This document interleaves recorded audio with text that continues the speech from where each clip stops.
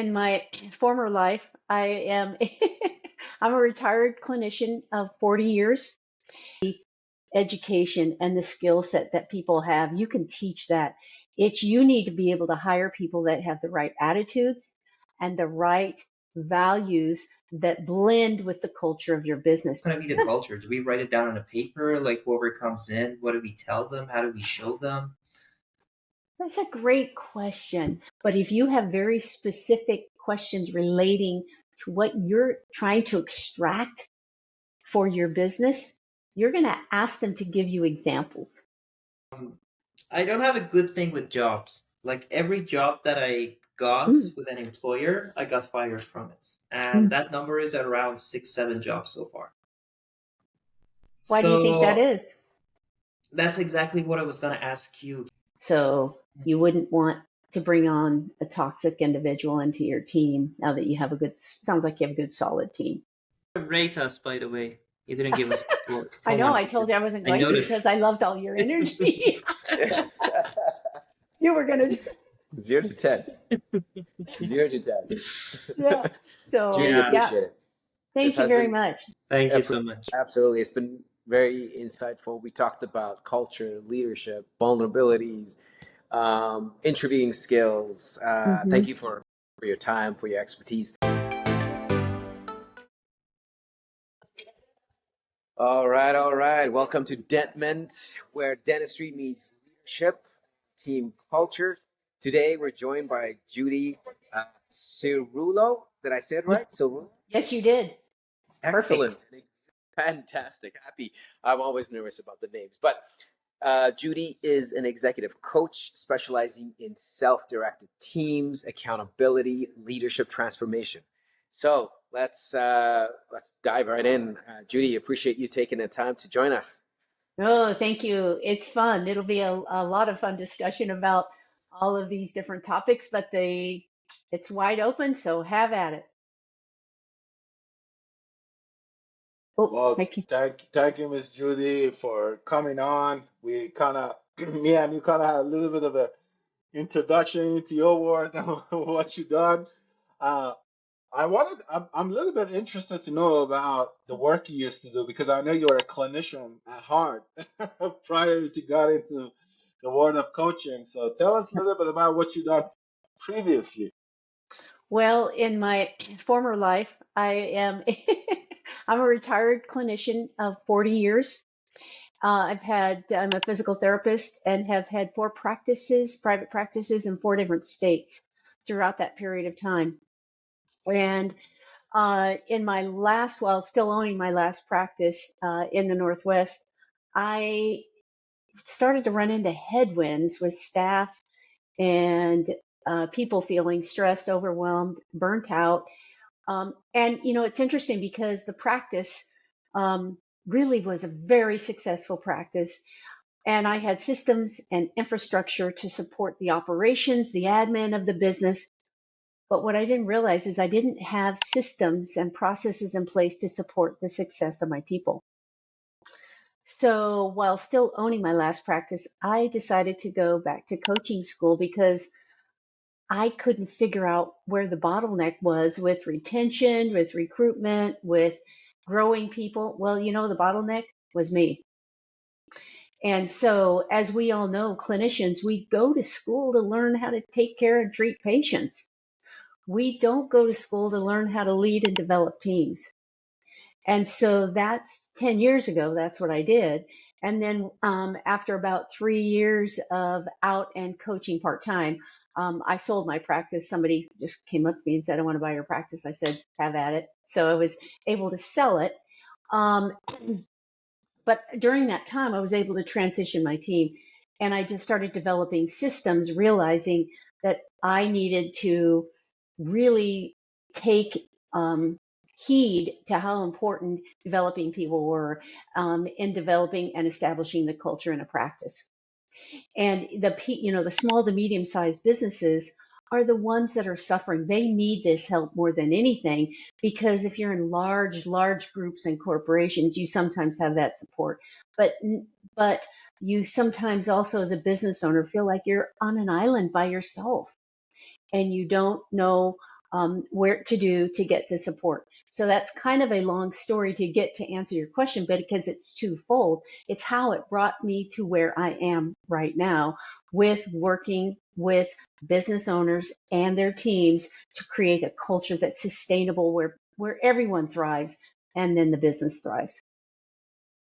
Yeah, that's amazing. Ms. Judah, I think the last time we spoke, that was something that was very fascinating to me that you mentioned that is that, as we come out of school, doesn't matter which profession you're in, it's just like that lack of business knowledge and the leadership, it kind of carries over into the real world. And then, Mm-hmm. like you mentioned, the retention becomes an issue and everything else in between of it.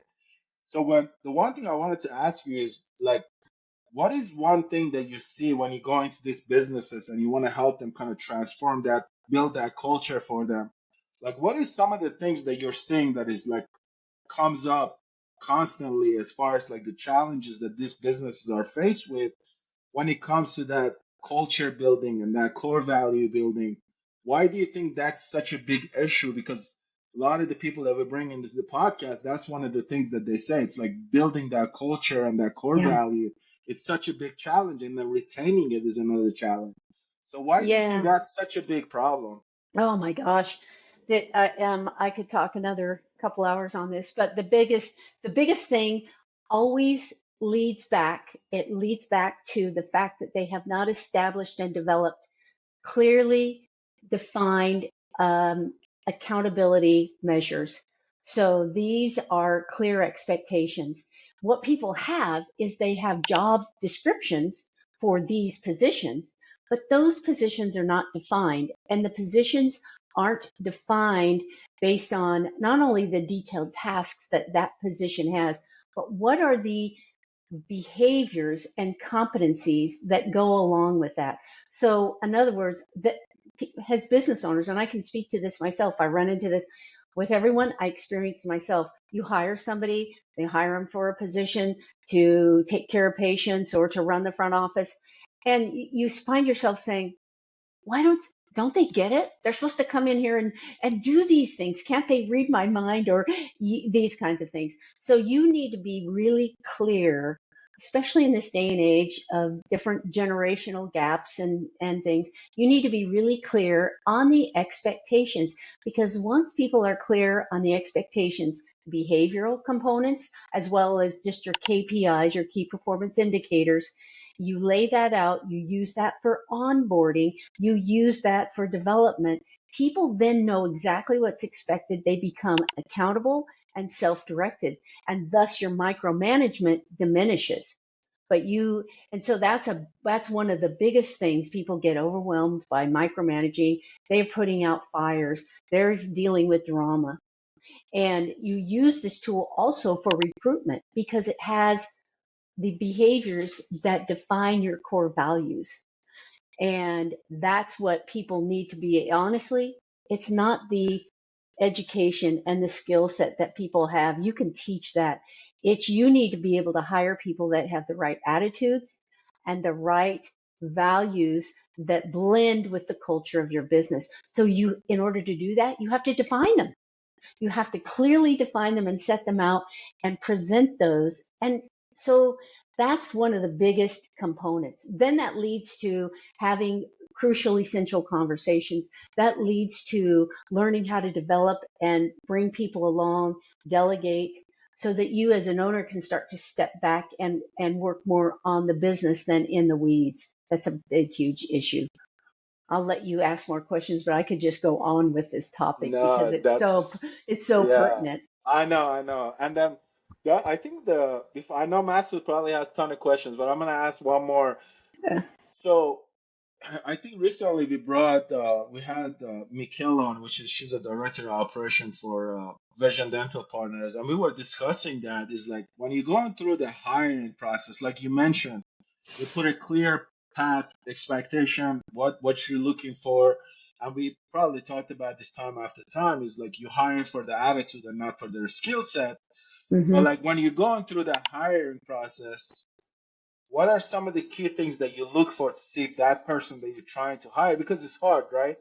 Yep. What are some of the things that as someone that works with the business owners, what are some of the things that you tell them? Hey, like look for these certain things to see if that person matches your core values. Or is that something that is hard to do, or do you just like say, okay, well, these are my core values, but how do you really know if that person matches those core values? And if you hire them and they don't match it, then what do you do at that point? You ask about 6 questions in a row there. That's very good. So let me let me and I love the questions because they continue to take me back to the expectations. I created a tool called a position success tool. It replaces job descriptions and it serves this purpose. And what this does is the main meat of it when we talk about attitude and core values.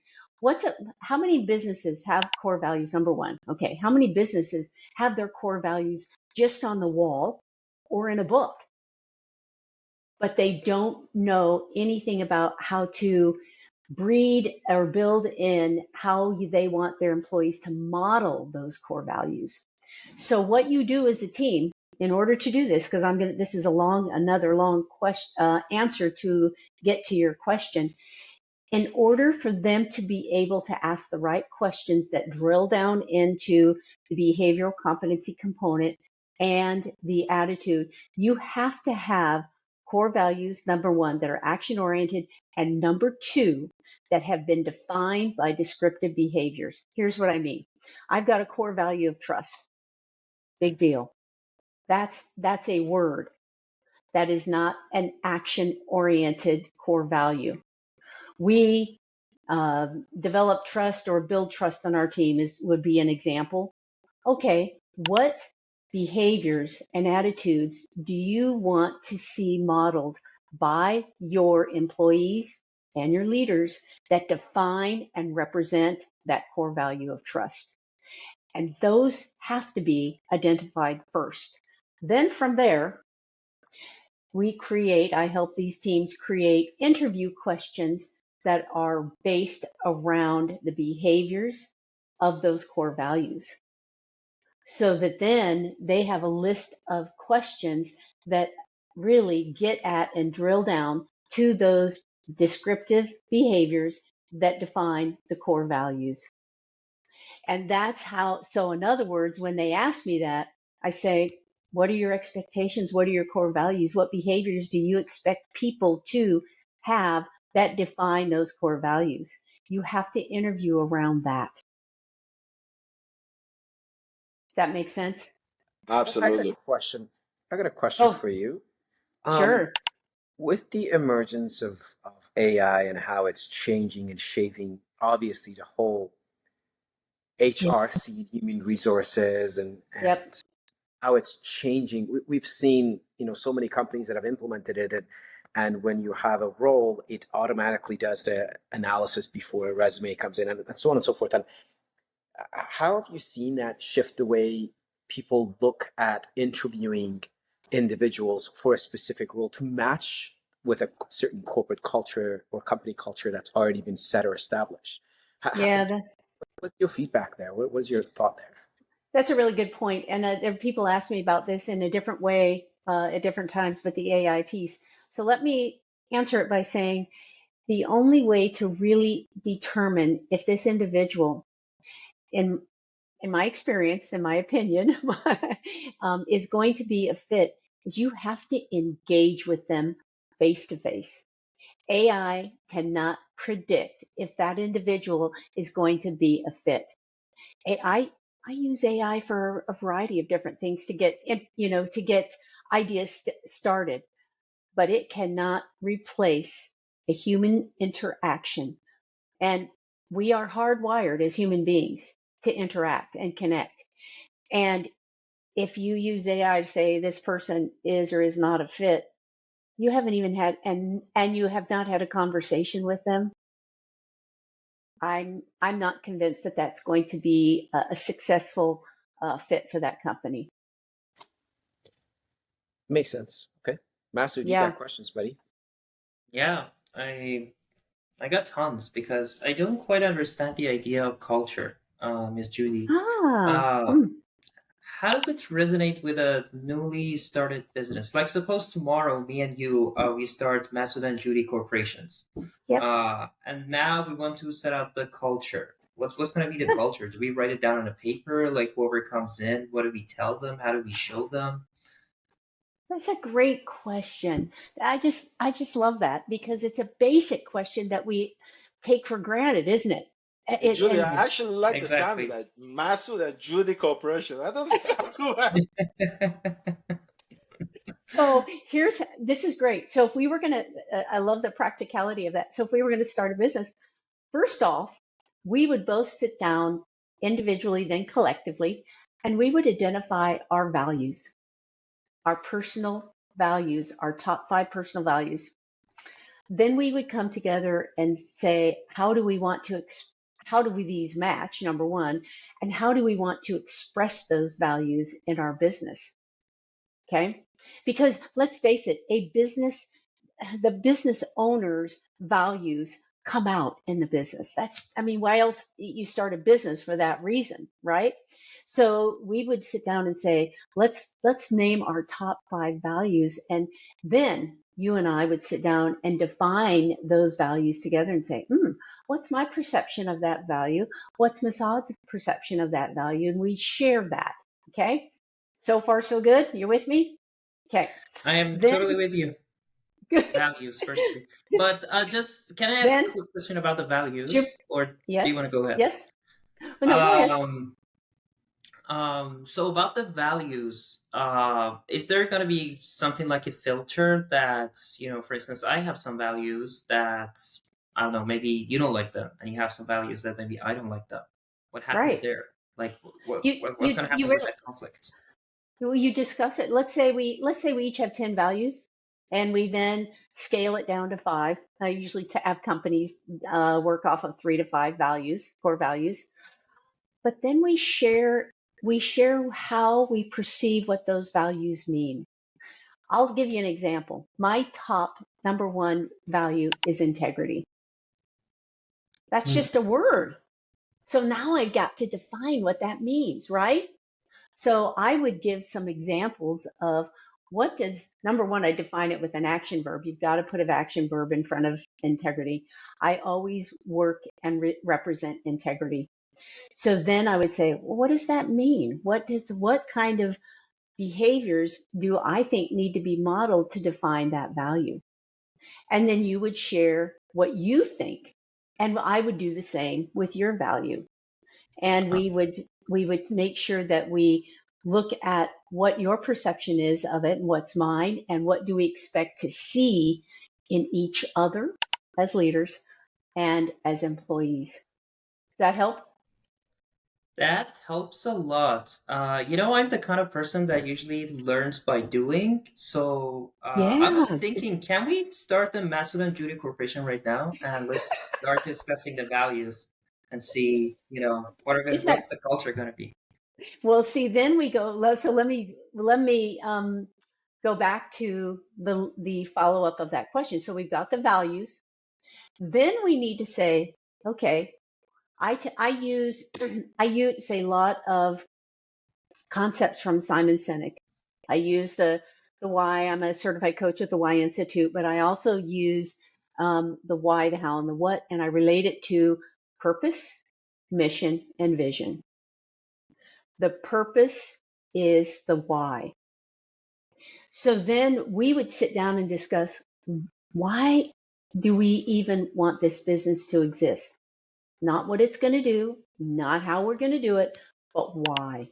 What's driving us with this business? That's the core purpose. Okay. I teach this in all the work that I do on my courses and stuff. And then the next piece is how. How are we going to represent that why? And the last is the what. That becomes your vision. And so you actually look at those 3 pieces, but you have to start with why do you even want to exist? I have a big team now. I work with a dental team, and they're an old team. This is a great example. When I went to start with them, and they needed their culture retooled after COVID. Understandable. Everybody was in that same dilemma. So I came on board after COVID, and we went through this whole process. We developed our PST. We did their core values. After we finished the whole process and we're putting it into their book, they realized they had 25 core values in the back of the book they never knew existed. And so I said, 25. They didn't even know what they were. It was a template. You get those templated things. And so what we had done before that is we took the mission that the owner, who was 50, the business is 50 years old, we took the mission and we crafted the core values out of that because he wanted to keep everything. So we crafted the core values out of that, and then we had the entire team work on defining the descriptive behaviors. And here's why that's so important.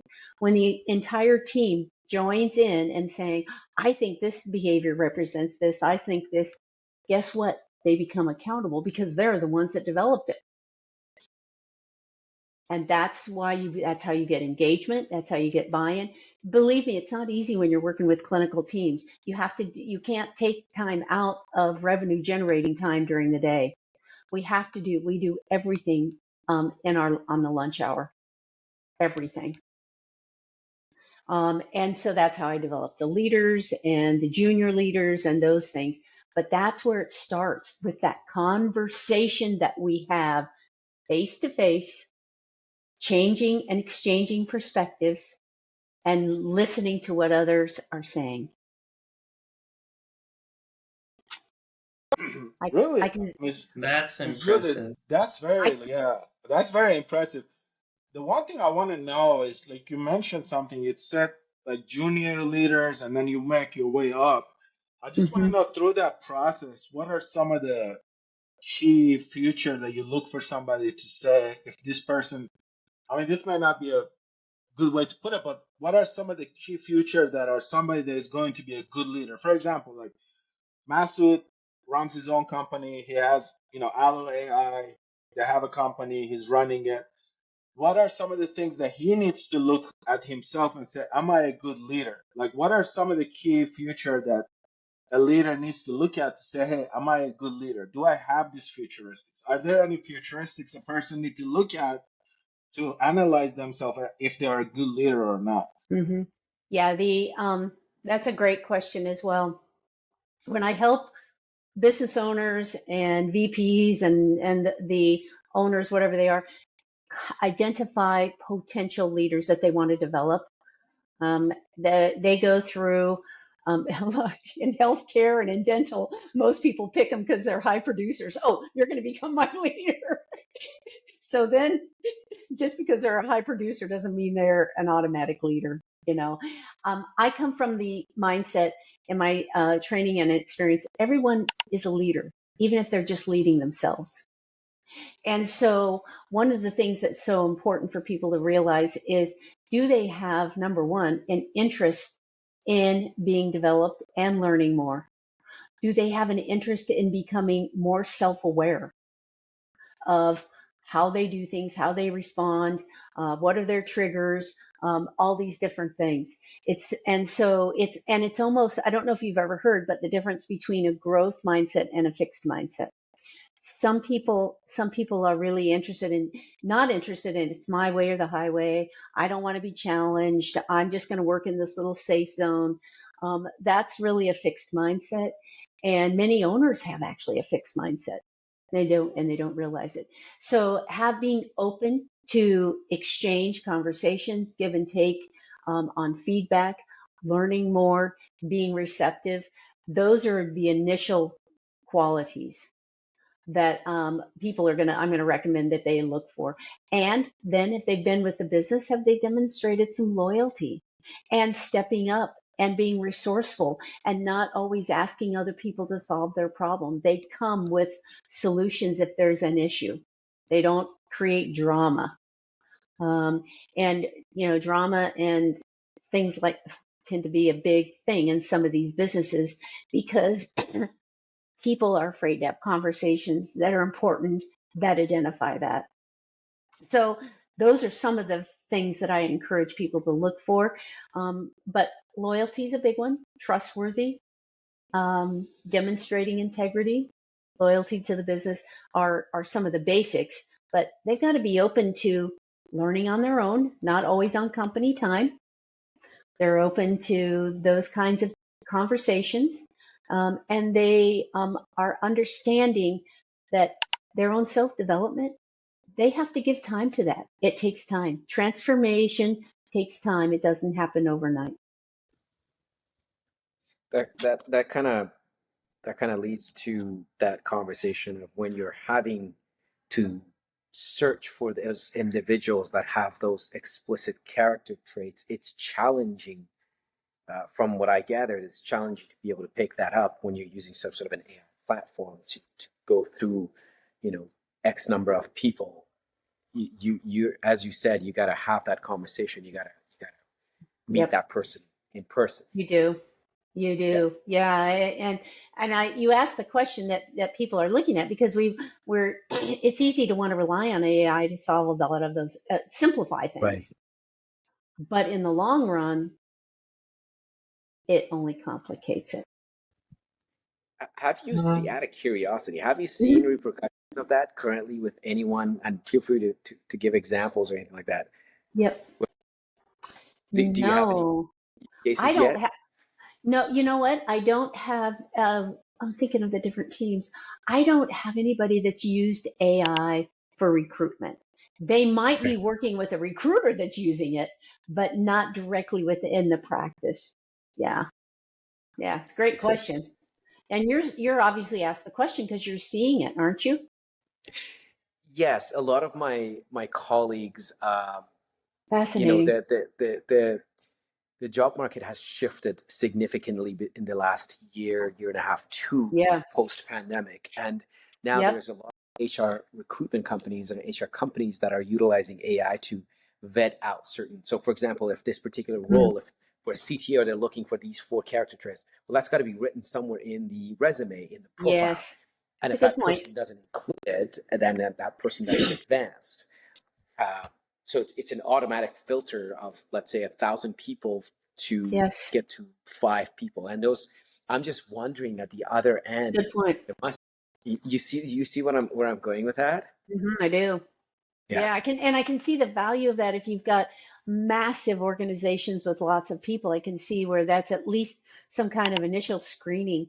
And so I'm going to play the devil's advocate. So let's say you have that person who is just a firecracker of a potential employee, but they don't put those magic words in that AI picks up. And so I tend to come from the other side and help them craft questions of curiosity that the right person will respond to. And I mean, I could be closed-minded about the AI piece with this, but I see what you're saying. It just is not the complete solution, and you might be losing people, but I don't know. Maybe it is the best choice when you've got massive numbers.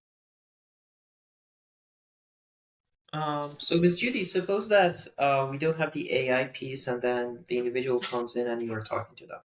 Now, how can you, as a human, identify if they're the person that you want to be working with, if they are the kind of leader that you are looking for? Like, do you just out in the open ask them, "Are you a good leader? Are you loyal to our business?" I don't know. Like, You do you have good core values, or do you have to go some kind of mysterious into it and try to trick your way around it? Does it make Yeah, sense? it does make sense. So here, if we go back to the questions that are representing the descriptive behaviors for the core values. So when I work with companies, I help them establish and create those questions, those interview questions that relate to the core values, which then in turn, obviously, the business. So one of the tricks in interviewing as well is staying away from questions that say, well, how will you do this? Or how will you do that? Or how do you do that? Instead of, and replacing it, give me an example when you were really resourceful in your last job and tell me what happened. because people are good interviewees. They come in and they have practiced these questions, and so they've been coached on that. But if you have very specific questions relating to what you're trying to extract for your business, you're going to ask them to give you examples of that resourcefulness. Tell me a time when your integrity was challenged in your last job, and what did you do with it?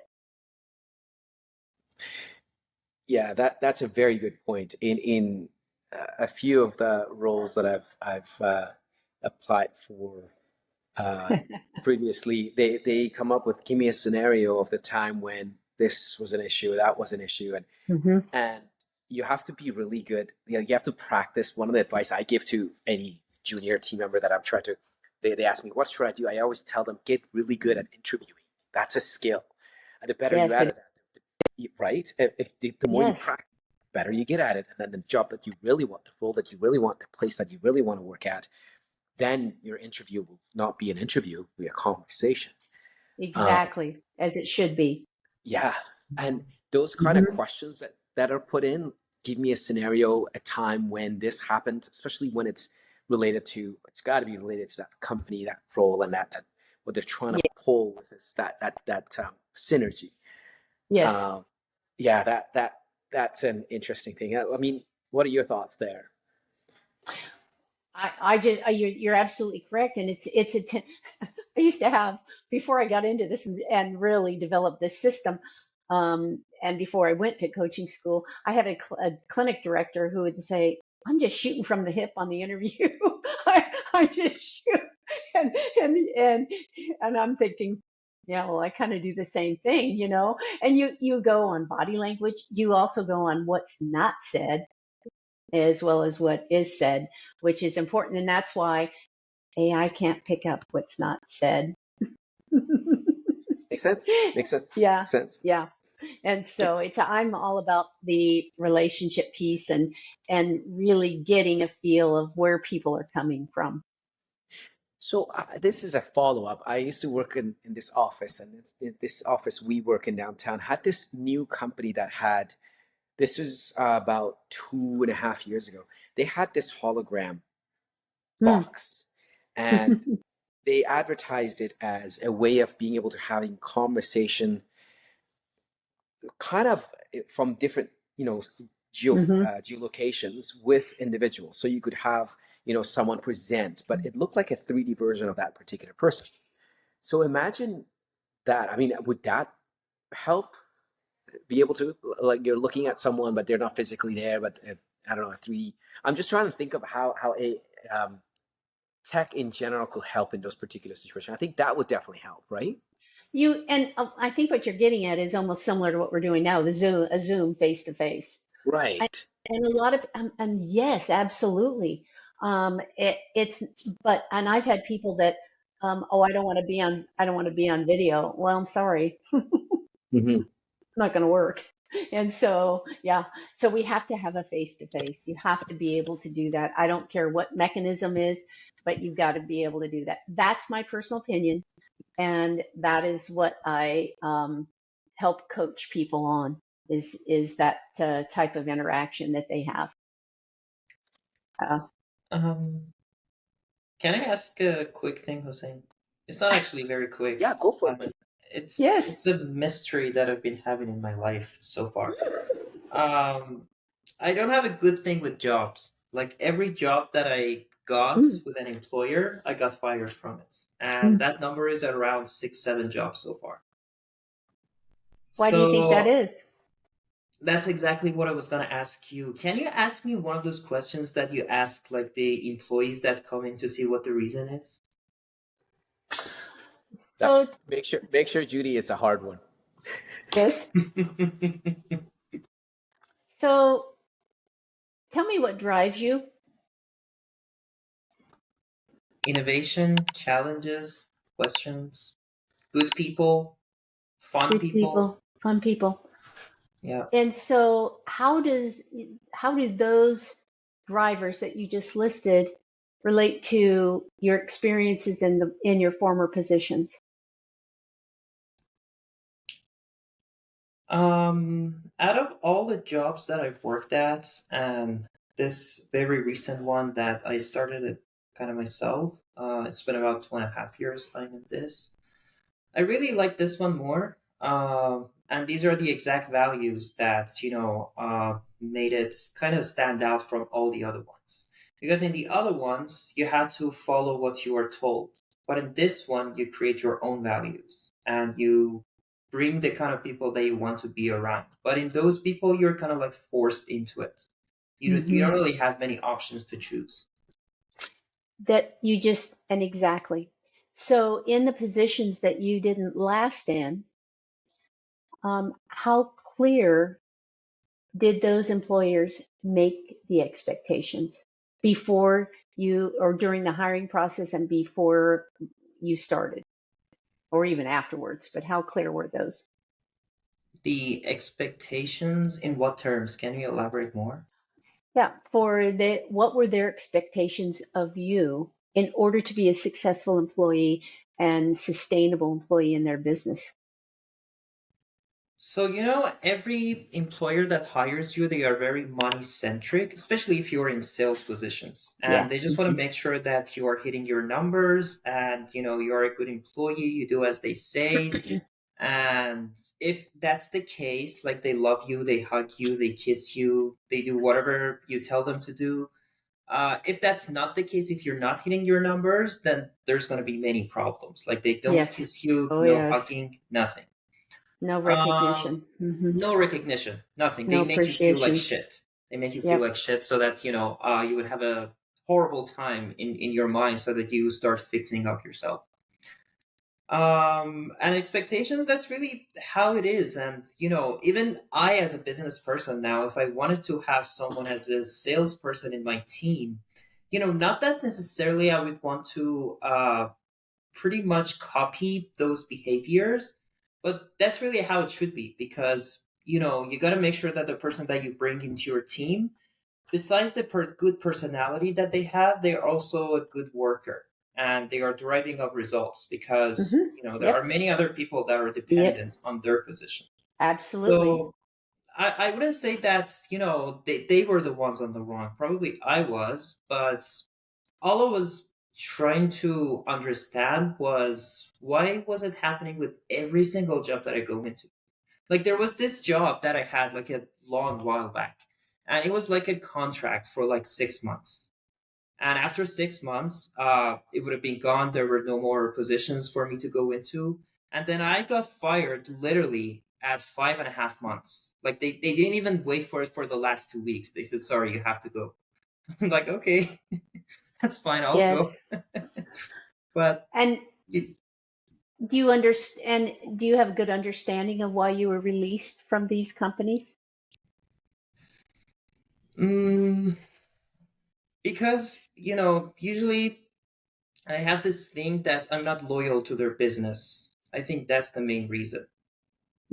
Is that your perception or their statements? I think that's generally what they see it as. And, Mm-hmm.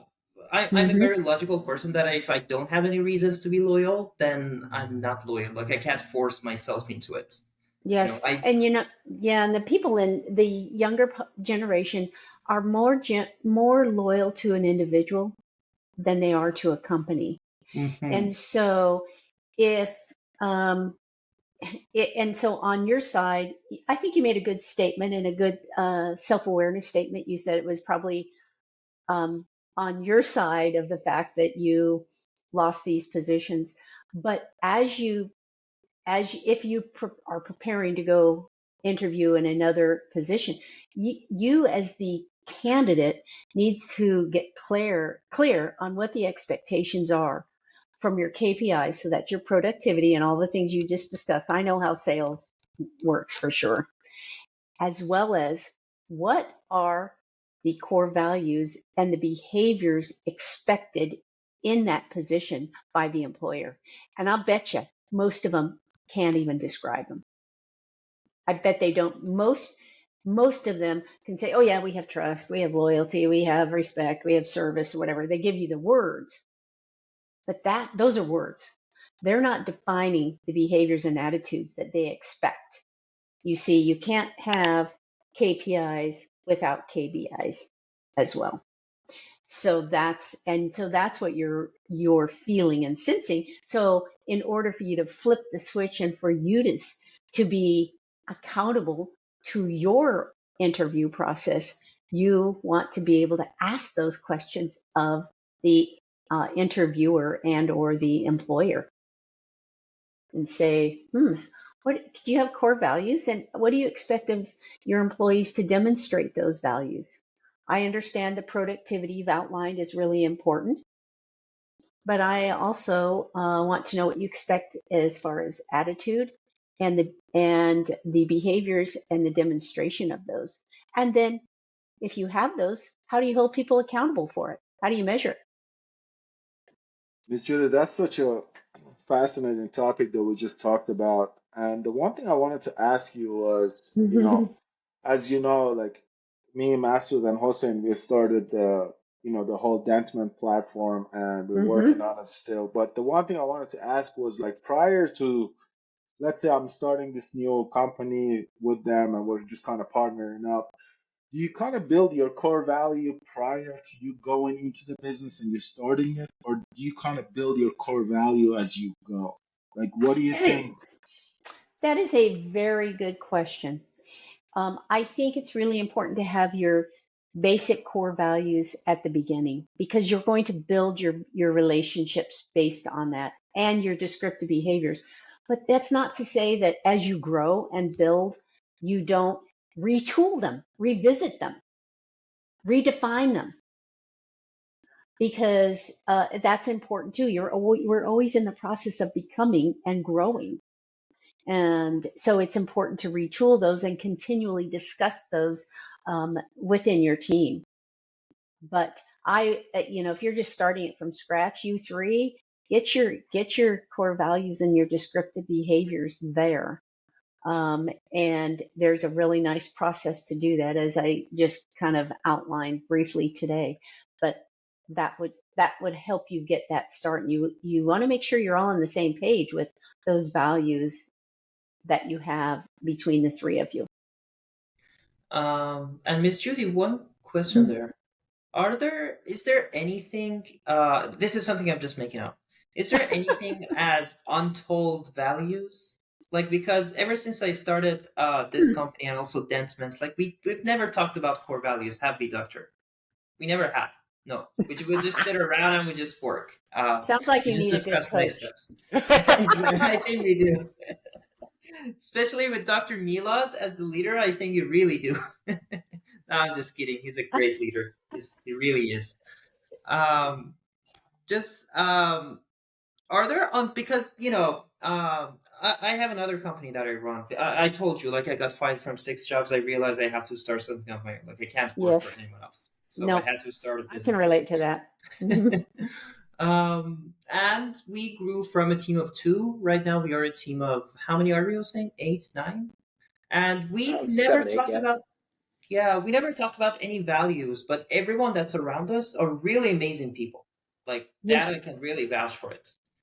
They are great people, and they all have the values. Like, if you had to write down all the core values that we want to talk about and we basically take in for our business, I'm sure they would all have them, because they are great people to work with. And even though it was nothing to be told, but just these are the kind of people that you let to be around you. Like, does that make sense?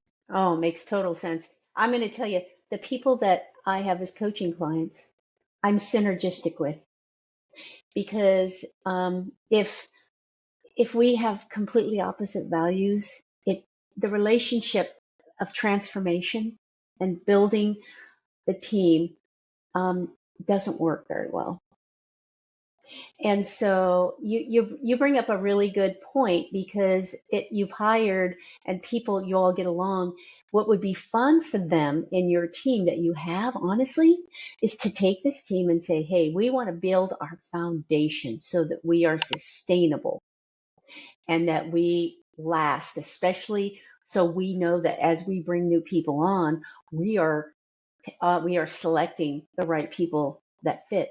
Let's all work together as a team to create our core values and define them. I do workshops for that in case you're interested, because it's a lot of fun to do that. Really, everybody gets engaged, they get excited, and part of that workshop, depending on how much they've worked together, I also bring in discovering your own why, and so people discover their why, their how, and their what.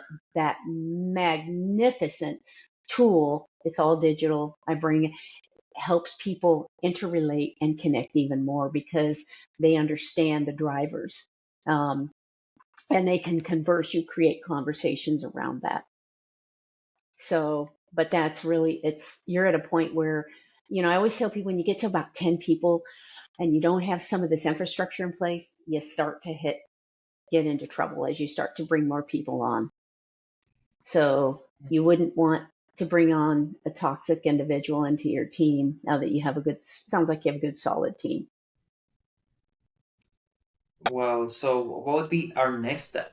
Because our team is growing. We're going to go over the 10 people. And now, should we just sit down with the whole team and start writing down core values like trust, integrity? We want everyone to be loyal, those things, or like, should we, I don't know. It's either one or the other.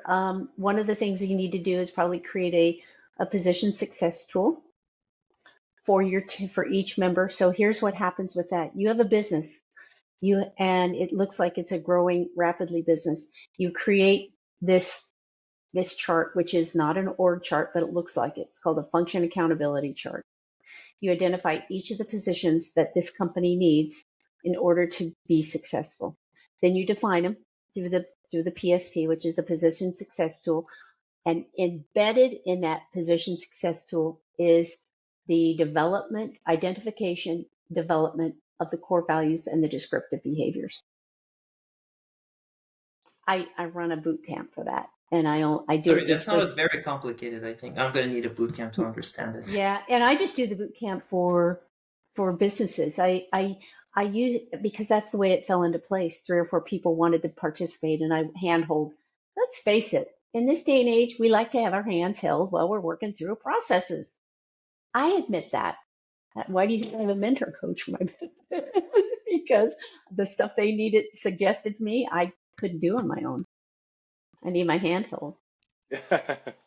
So we all, I need my handhold every day to do dentistry. No, I'm kidding. Yeah, exactly.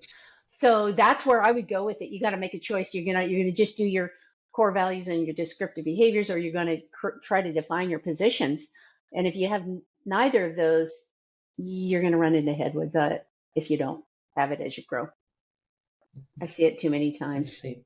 So Judy, because you coach a lot of businesses and you've met a lot of business people, from 1 to 10, what would you rate our business? Like, you're seeing the guys that are trying to do something here. What would you rate us?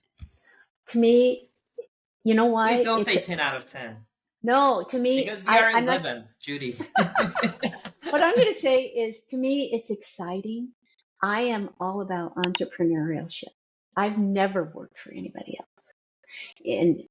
And so I tried early on out of school. I thought, oh, I'll just go work for a hospital. It's like, in a year and a half, get me out of here. And it was good but I needed to, I was the same way that you were talking, Masood, because I wanted to be creative. I wanted to do my own thing. And that's what a lot of healthcare dental people, they open their own business because they want to do it their way. And you're experiencing the same thing. So it's exciting because you guys want to learn. You have lots of good questions and you're curious. And I love that. It just makes it a lot of fun to work with people because I can see the wheels turning in all of you when I talk to you, and they're just going. And even though I can hardly see Hussein's, like it keeps blurring out, but I can see the outline of it. So on 1 to 10, that's a great question, but I think I feel the excitement for growth and development, and it sounds like you're in your space because you've realized that working for other people maybe not be so hard. Working for yourself is hard. Judy, one thing that you mentioned through your conversation that I always kind of wanted to I mean, for me, even now that I interview people and like I bring them on like a dental assistant or office manager or Yeah. whatever the case may be. The one thing that you mentioned that I always kind of wanted to know about, I mean, that's something that I don't know and I always wanted to ask was like, you mentioned something about our body language. Like, what are some of the things that you have to pay attention to when, let's say, if somebody comes in, like, what are some of the key body languages that you should be paying attention to really say, like, does this person fit with what we're trying to do? You know, some people like they come in, for me, it's all about their vibe, right? Are they like happy? Are Yeah. they smiling? Are they Yeah. able to connect with me? Are they making that eye contact? Beside all of that, like what are some of the posture or some of the things that we should be focusing on when you're trying to hire those people to make sure that they kind of fit in with what you're trying to accomplish? I mean, some of the common ones are they won't make eye contact. Yeah, they use mm, that's not really body language, but but anyway, they might sit with their arms crossed the whole time. They might roll their eyes or purse their lips. Yeah. But I think some people will think when they're thinking, so what will happen, some people won't always look right at you. They'll look up at, because that's a sign that they're thinking through something. And that's okay, you know. But if they're talking with you and directly at you and they're looking over here or looking down, there may be a little bit of self-confidence involved there. Yep. I'm Man, sure you that guys have seen it. oh yeah, it just took me back. It gave me a PTSD the day I met Master. That's how he was. He was sitting like this. He's like, Oh my gosh, yes, it's just, and no, that's why when people come do that, I just say, and you mentioned it before, I think, Hussein, I think, or Milada, it's really, the interview should be a conversation, mm, and it should be a give and take conversation. So because you want to be able to set up the conversation so that you open a safe space for people to talk and share. So interviews should just be conversations. And when I talk about performance reviews, I don't call them performance reviews. I call them engagement reviews. So the PST sets the stage for people to have regular interactions with their staff on a regular basis so that you never need a performance review unless you've got some kind of disciplinary thing that goes on. But you always have conversations, people feel connected, and you address potential situations before they ever come up. that's awesome. Miss Julia, I'm gonna ask you one last question, and I promise I'll let you go. One last question. uh, I, you know, I want to know for somebody, for example, like I graduated dental school 2 years ago. I came out and Mm-hmm. I think I talked to Master, like I had some life experiences and things like that from my previous life, my past life. But I wanted to know, like for like younger doctors that come out of dental school, medical school, whatever the case may be, because I think that's something that you have to learn. How do you, as a leader, how do you put yourself in a position as a leader, especially when you're young and you don't have that life experiences, to have a tough conversation when it's needed? Like, Oh how do boy. you, I knew you were going to say that. Okay. So, and it's so, you know what? You mentioned it just being out of school. How do you do it? It's honestly, people who've been out for 20, 30 years can't. No, people don't like difficult conversations. Yeah. So, basically, this tool I invented was based on the neuroscience of conversations with trust versus distrust. And it's how to craft a conversation, how to prepare for it, how to plan for it, how to script it out. I tell the leaders that are really learning how to have these conversations, they actually write a script out for themselves and they are transparent and vulnerable with their staff saying, I want to learn how to have a better conversation with you all. And so I'm going to come in with some notes because it's going to help me stay focused on being objective, but also being able to listen to you. So I'm going to have a script that helps me do that because I want to learn more about what you're doing and what you need and make it a two-way conversation rather than just a monologue. So I teach them to write scripts out. That's how I started doing it. Wow, that's amazing. I didn't even think about it that way. Well, I lied. I have one more question.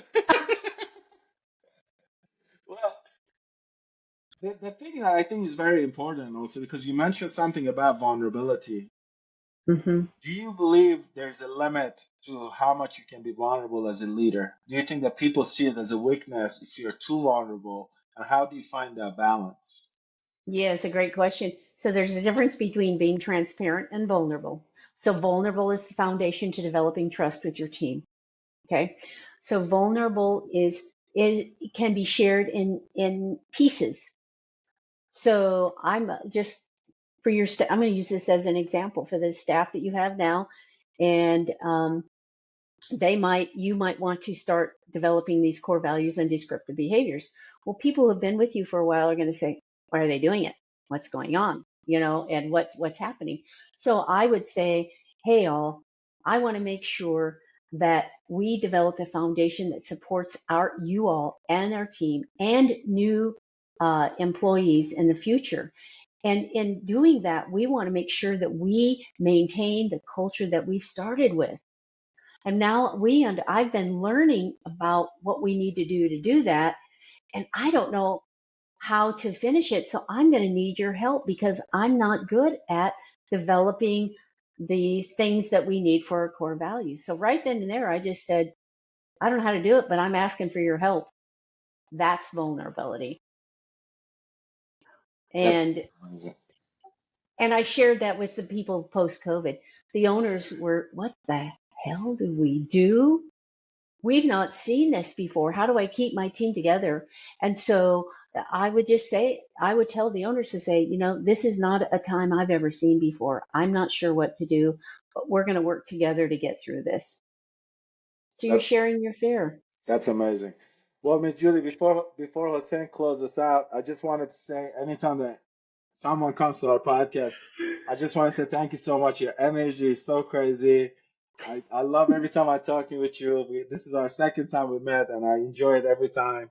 I And enjoyed it. I'm sure we're going to talk a lot more. I'm going to stay in touch with you. So your energy always up and up. So I love that. Yeah, Thank you well, I so love it, much. and I love sharing with you guys. So feel free to reach out, Hassan and I just enjoyed you had great questions. They're Thank really you. really cool. So thanks for having me. It was a lot of fun.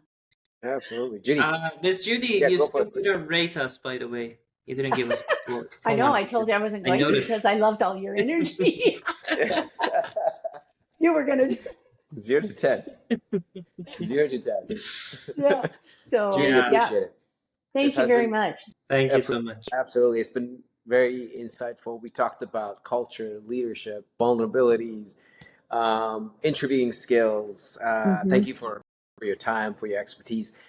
This particular episode has been sponsored by alloai.ca, the AI-powered customer service platform that's designed to enhance client interactions, reduce client frustration, and streamline operations for dental offices and DSOs. So, if you're curious, listeners, go to learn more. Go to alloai.ca. I already said it at the very beginning. Now, to learn more about building strong self-directed teams, please connect with Judy at growstrongteams.com. Did I get that right, Judy? You did, and the other easy way is on LinkedIn. Perfect. LinkedIn. Connect with So her. if you Yeah. all, I know that Milad, I'm connected with him, but if you two, I'd love to also connect with anyone. Just follow me on LinkedIn and connect with me there as well. 100%. I'll send you an invite. And I think Thank Master's going to. you. Miss Julie, Love thank you it. so much. Thank you. Appreciate it. Thank you all. Thank Take you. care. Thanks, Amazing. everyone. Thank Till you next so time. much, Miss Judy. Have a Bye great day. bye. A 10. Bye. Thank you.